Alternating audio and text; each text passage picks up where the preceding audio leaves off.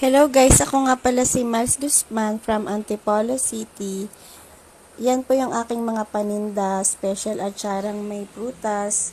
May grapes po yan at may apple. 150 pesos, size medium.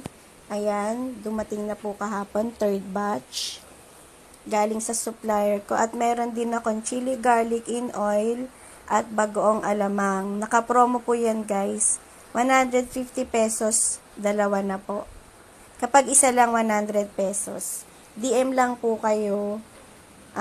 Pagkasalabas po kayo ng village namin, through Lalamove po yung courier. Sagot niyo po yung shipping.